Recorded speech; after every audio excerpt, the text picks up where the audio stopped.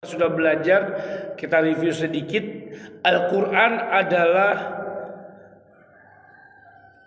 pusat atau sentralnya daripada bentuk hidayah Allah Subhanahu wa Ta'ala. Kemarin kita sudah bercerita tentang Umar bin Khattab, yang dimana adindanya sudah masuk Islam, marah, benci, dan bercampur aduk, kesal sama Rasulullah SAW. Dia tidak mau Islam itu berkembang.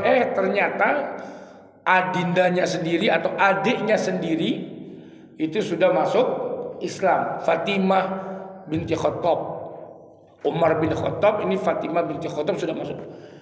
Luluhlah hatinya ketika mendengar Al-Quran yang dibacakan oleh Fatimah binti Khattab, yang dimana dibacakan surat Toha ketika itu, ma anzalnal qur'ana litashqa. Itu luluhlah hatinya. Nah, jemaah yang dirahmati Allah, hari ini kita ingin belajar tentang apa? Fadilah atau keutamaan, keistimewaan Al-Quran, yaitu di dalam Al-Quran terdapat tata cara bagaimana hubungan partikel antara Allah dengan makhluknya dan juga makhluk dengan makhluk yang lain. Atau bahasa kerennya hablum minallah wa hablum minannas. Terdapat semuanya lengkap di dalam Al-Quran. Jadi siapa saja yang sudah belajar Al-Quran sudah jelas hubungannya pasti baik. Baik ke atas oke, ke sesama juga oke. Karena memang Al-Quran ini kamil, syamil, lengkap, sempurna. Tidak ada kekurangan satu apapun. Ilmu yang ada di muka bumi ini terdapat di dalam Al-Quran, termasuk ilmu berhubungan. Sebutkan ilmu apa saja yang ada di muka bumi ini, pasti ada dalam Al-Quran. Ilmu sosial ada dalam Al-Quran, ilmu biologi ada di Al-Quran, ilmu fisika ada di Al-Quran. Apapun ilmu yang ada di muka bumi ada dalam Al-Quran. Nah, jamaah yang dirahmati Allah, Bapak Ibu, hablum minallah wa hablum minannas ini termasuk apa? Hukuk. Bagaimana kita mempelajari hak-haknya Allah, bagaimana juga kita mempelajari hak-hak sesama. Nah, kita coba bisa lihat hak-hak Allah itu apa saja. Hak-hak Allah mentauhidkan Allah, itu hak Allah. Bagaimana kita bertauhid kepada Allah Subhanahu wa Ta'ala, mengesahkan Allah semata di dalam kehidupan ini. Al-Quran mengajarkan itu. Yang sudah kita kenal namanya surat Al-Ikhlas.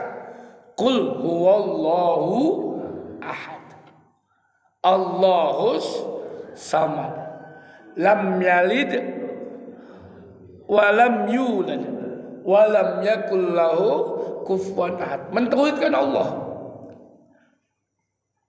Sandaran kita hanya Allah, kembali kita hanya Allah. Nah, ini Al-Quran mengajarkan. Artinya ketika kita masih bersandar kepada selain Allah, berarti kita jauh daripada Al-Quran dan kita tidak paham tentang Al-Quran. Atau jangan-jangan kita tidak mau mendalami Al-Quran. Sandaran hidup kita siapa? Allah. Kalau masih selain Allah, berarti dipertanyakan tentang ke-Al-Quranannya. Allah satu, Allah Maha Esa, Allahus Samad, tempat bergantung, tempat bersandar. Lam yalid walam yulad, Allah tidak beranak dan diperanakan. Tidak ada keluarga Allah. Allah gak punya keluarga tuh. Kakaknya gak ada.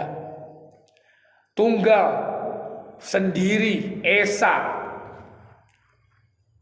Dengan segala kekuasaannya, menghiasi bumi, menghiasi angkasa, bahkan angkasa seantero raya ini Bahkan kalau kita lihat bagaimana yang dirahmati Allah, saya pernah lihat videonya, ternyata bumi ini adalah bagian kecil dari antariksa, Pak. Jadi bumi ini adalah yang kita lihat luas ini, yang kita lihat lebar ini, ternyata apa? Bagian kecil dari butiran debu di angkasa. Masya Allah. Masya Allah. Berarti gede banget penciptanya. Ciptaannya aja gede, apalagi penciptanya. Galaksi tata surya itu luar biasa, dengan 9 planet, bahkan ada yang bilang 13 planet tuh. Dari matahari lalu jajaran-jajaran planetnya sampai bumi yang nomor 3 apa nomor 4. Itu luar biasa.